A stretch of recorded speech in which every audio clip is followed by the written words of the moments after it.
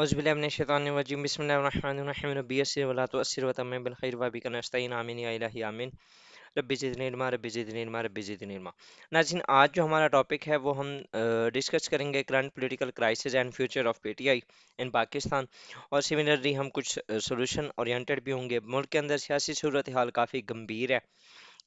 With the passage of time, जिस तरीके से पहले मरीम नवाज साहिबा कहती थी कि हमने इलेक्शन तब ही कराने हैं जब लेवल प्लेइंग फील्ड में मिलेगी, तो ऑब्वियसली अल्टीमेटली उनको वो लेवल प्लेइंग फील्ड मिल चुकी है। अब इस टाइम जो मुकाबला है, जो इलेक्शन है, वो बेसिकली सिर्फ दो पार्टियों के दरमियान में है, एक पीपल पार्टी और दूसरी पाकिस्तान मुस्लिम लीग नून।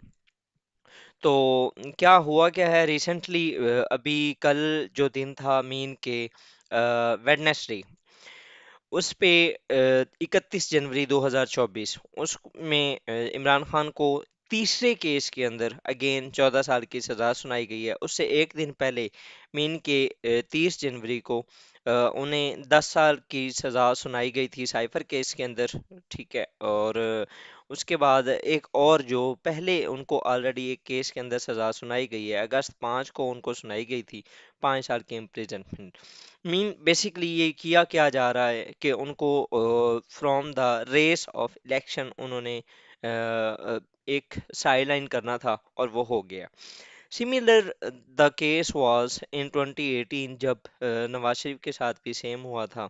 और उससे पहले भी मल्टीपल टाइम्स हमारी पॉलिटिकल जो हिस्ट्री है उसके अंदर पॉलिटिकल डेवलपमेंट्स इस तरह की होती रही हैं कि from the very day mean के क्लोज जाके, आप इलेक्शंस के करीब जाके आप जिसको रेस से बाहर करना चाहते हैं उसको डिस्क्वालीफाई कर देते हैं या उसको एक्साइल कर देते हैं या किसी न किसी तरीके से उसको जेल के अंदर वो बंद कर देते हैं।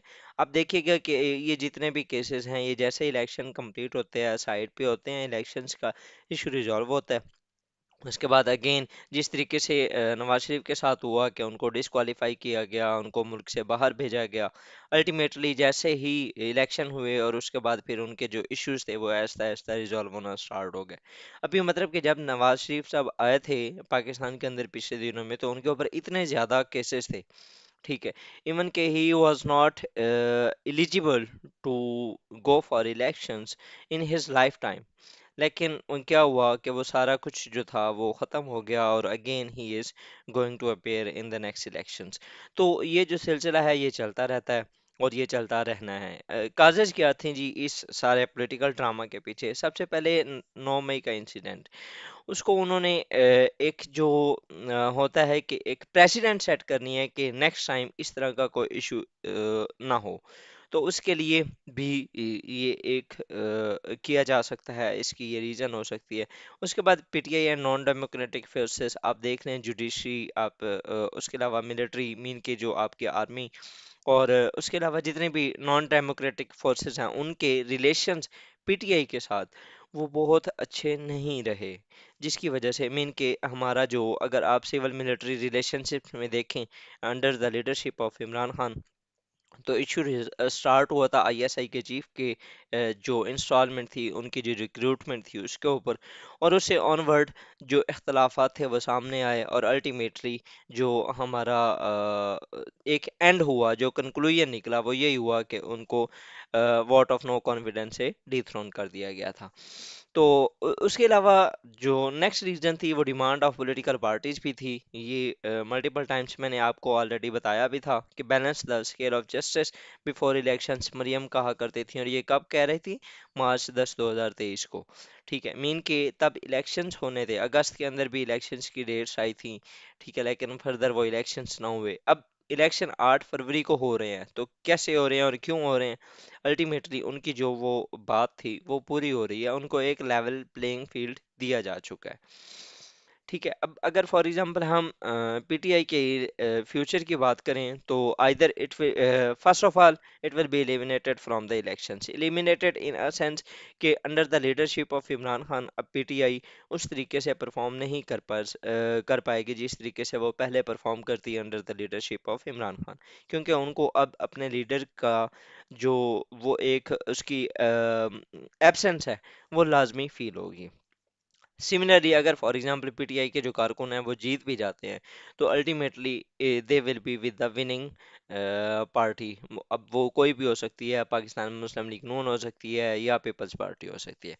उसके बाद ये Khan will be release hopefully in future after the elections. आप देख लें कि इन द पास्ट हमारे नवाज शरीफ साहब के बहुत ज़्यादा अख्तलाफात रहे हैं हमारी इस्टेब्लिशमेंट के साथ या ओवरऑल नॉन डेमोक्रेटिक फोर्सेस के साथ, लेकिन अल्टीमेटली क्या होता है, उनको ये चौथी बार दोबारा रिलीज करके अगेन इलेक्शंस के अंदर वो अपेयर करवाया जा रहा है। सिमिलरली बेनज़ीर उसके भी काफ़ी इश्यूज रहे थे, पीपल्स पार्टी के काफ़ी इश्यूज रहे हैं, लेकिन still they were the part of the politics.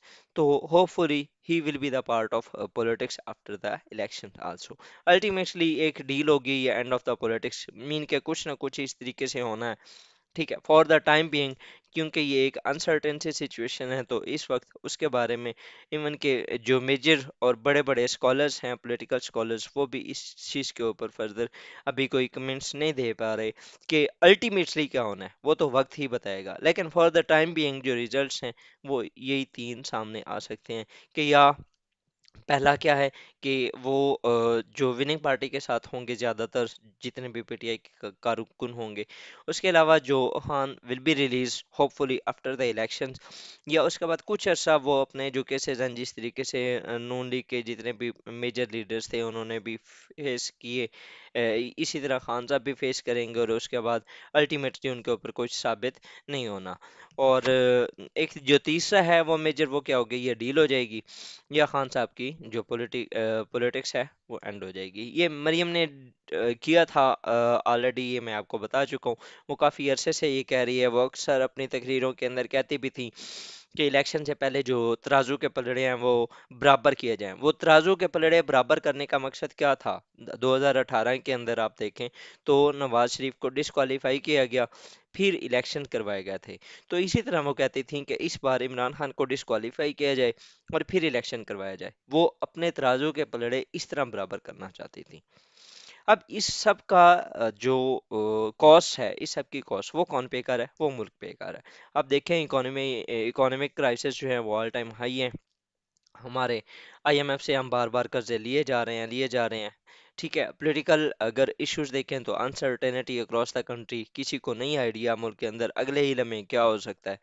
Losing social contact, lack of trust in the government, हमारी जो सोशल कॉन्ट्रैक्ट है गवर्नमेंट के साथ वो काफ़ी वीक हो चुका है। मीन कि हम गवर्नमेंट के अंदर अब उस तरीके से ट्रस्ट नहीं, हमारा उसके ऊपर वो भरोसा नहीं रहा जो कि होना चाहिए था। स्ट्रेटेजिकली अगर देखें तो country is on the verge of risk from all borders. Iran की स्ट्राइक्स कर रहा है हमारे मुल्क के अंदर, अफगानिस्तान की तरफ से हम पहले बहुत ज़्यादा एक प्रिकेरियस सिचुएशन के अंदर है, इंडिया ऑल टाइम एनिमी।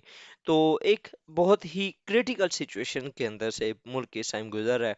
जिस तरीके से 21st century, 21 lessons for the 21st century, Yuval Noah Harari अपने बुक के अंदर कहते हैं कि we are living in an uncertain era, ठीक है। तो पाकिस्तान के ऊपर वो जो एक अनसर्टेन का इरा है ना, अनसर्टेनिटी का, वो इस टाइम प्रिवेल कर रहा है।